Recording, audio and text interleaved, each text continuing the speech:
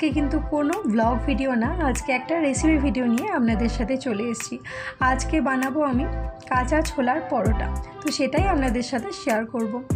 নমস্কার বন্ধুরা, কেমন আছেন আপনারা সকলে? আশা করি অনেক ভালো আছেন। আমি প্রিয়া, মণ্ডল ফ্যামিলি ব্লগের পক্ষ থেকে অনেক স্বাগত, অনেক ভালোবাসা। চলে এসেছি আজকে একটা পরোটা রেসিপি নিয়ে। কাঁচা ছোলা তো কম বেশি সবাই ভালোবাসি, এই শীতের টাইমে এমনি কাঁচা ছোলাও ভালো লাগে, আবার এই ছোলা যদি রান্না করা হয় বা পরোটা বানানো হয় তাহলেও কিন্তু বেশ ভালো লাগে। তো একটা একটা করে কিন্তু ছোলাগুলো ছাড়িয়ে নিয়েছিলাম, তারপরে একটা মিক্সি বলে নিয়েছি। এতে নিয়েছি দুটো কাঁচা লঙ্কা আর দুটো রসুন। তো এটার একটা পেস্ট বানিয়ে নেব। তো ভালোভাবে আর কি পেস্টটা বানিয়ে নিয়েছি। এবার কড়াইয়ে দিয়েছিলাম অল্প তেল, তার উপর দিয়েছিলাম হিং, তারপরে এই কাঁচা ছোলার পেস্টটা দিয়ে দিয়েছিলাম। তো একটুখানি জিরে গুঁড়ো আর একটুখানি হলুদ গুঁড়ো দিয়েছিলাম, আর কিচ্ছু দিইনি। আর অল্প লবণ দিয়েছিলাম, অল্প পরিমাণে চিনি দিয়েছিলাম, সেটা আমি দেখাতে ভুলে গেছিলাম। তো যাই হোক, মুখে বলেই দিলাম। ওইগুলো দেওয়াতে ভালোভাবে কিন্তু এই ছোলাটাকে নেড়ে চেড়ে নিতে হবে আর কি। আর পেস্টটা আমার একটু বেশি হয়ে গেছিলো, একটু যেন মানে দাঁতে লাগে সেই হিসাবে যেন পেস্টটা করতে হবে। তো ভালোভাবে পেস্টটাকে ভেজে নেওয়া হয়েছে। তারপরে আটার একটা ডো মাখিয়ে নিয়েছি। এবার পুরটা ভরবো, যেরকম আর কি ওই কড়াইশুঁটির মানে লুচি হয় ঠিক সেরকম। কড়াইশুঁটির পুরটা যেমন মিষ্টি মিষ্টি হয়, এই ছোলাটাও যেহেতু কাঁচা ছোলা অল্প মিষ্টি মিষ্টিই থাকে, তার জন্য অল্প পরিমাণে চিনি দিয়েছি, কারণ পুরটা একটু মিষ্টি মিষ্টি হবে বলে। তো যাই হোক, পুরটা তো আমার একদম রেডি হয়ে গেছে।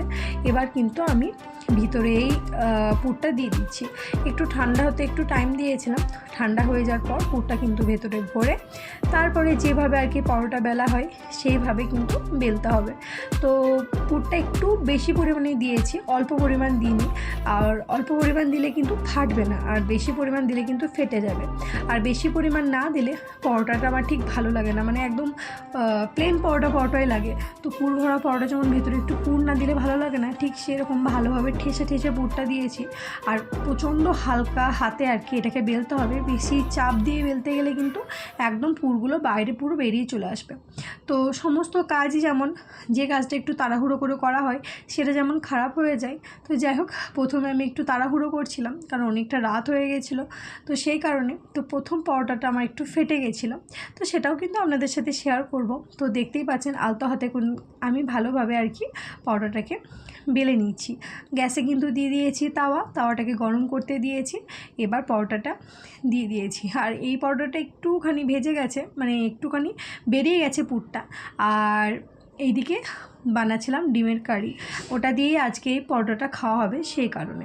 তো ভালোভাবে এই দিক ওই দিক করে ভালোভাবে আগে প্রথমে সেঁকে নেব, তারপরে যদি মনে হয় ঘি দেওয়া যেতে পারে বা তেল দিয়েও শেখা যেতে পারে। আমি অল্প পরিমাণে তেল দিয়ে কিন্তু ভালোভাবে এপিট ওপিট করে ভেজে নিচ্ছি। তো বললামই তো, প্রথম পরোটাটা আমার একটুখানি মানে বেরিয়ে গেছিলো পুরটা, সেই কারণে আর কি ভালোভাবে রুটির মতো কিন্তু গোল হয়ে ফুললো না। তো যাই হোক, প্রথমটা যেহেতু এরকম হয়েছে বলে কীরকম একটা আমার লাগছিলো, ঠিক মতো আর কি হলো না বলে, কিন্তু এর পরবর্তী যতগুলো আর কি পরোটা করেছি সব পরোটাগুলোই কিন্তু দারুণ করে ফুলেছিল। আর একটা কথা বলবো বন্ধুরা, প্লিজ তোমরা যদি আজকে আমার এই ভিডিওটা নতুন দেখে থাকো, আমার এই ছোট্ট চ্যানেলটিকে প্লিজ সাবস্ক্রাইব করে পাশে থেকো। আর যারা আমার আগে থেকেই বন্ধু হয়ে আছো তাদেরকে তো অসংখ্য ধন্যবাদ এভাবে পাশে থাকার জন্য। তো দেখতেই পাচ্ছ কী রকম পুরো একদম রুটির মতো ফুলছে তাওয়াতেই। একটা সাইড প্রেসার দিলে বা চাপ দিলেই একদম সুন্দর রুটির মতো হয়ে ফুলছে। তো প্রথমে ভালোভাবে কিন্তু আমি সেঁকে নিয়েছিলাম রুটির মতো, তারপরে উপরে কিন্তু তেল দিয়েছি। আগে আমি তেলটা দিইনি, তাহলে ভালোভাবে উপরটা আর কি ভালোভাবে আর কি ভাজাটা হয় না। তো যাই হোক, একটা একটা করে কিন্তু আমি সমস্তটা কিন্তু পরোটা ভেজে নিচ্ছি। দেখতেই পাচ্ছ এই পরোটাটা কিন্তু খুব সুন্দর হয়েছে। তো আবার আর একটা পরোটা আর কি আমার বেলা হয়ে গেছে, সেটাও আর কি ভেজে নেব।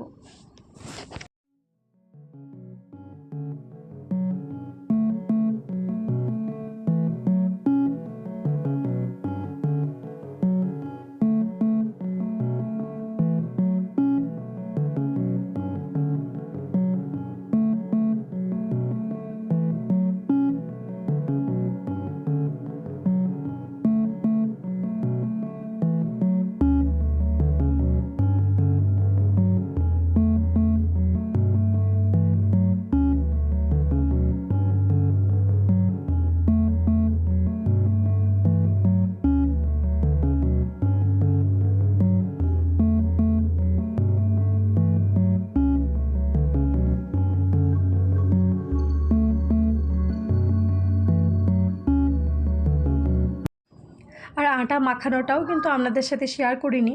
আটা আমি প্লেন আটা নিয়েছিলাম ফরচুনের, আর ওর মধ্যে অল্প পরিমাণে তেল আর অল্প পরিমাণে লবণ অ্যাড করে আটাটা মাখিয়েছিলাম। তো দেখতেই পাচ্ছেন পরোটাগুলো কত সুন্দর পরিমাণে হচ্ছে আর একদম নরম নরম।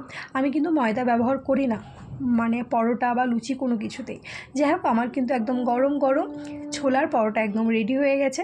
কেমন লাগলো রেসিপিটা অবশ্যই কমেন্ট করে জানাবেন। সবাই ভালো থাকবেন, সুস্থ থাকবেন। আবার দেখা হবে অন্য একটি ভিডিওর মাধ্যমে।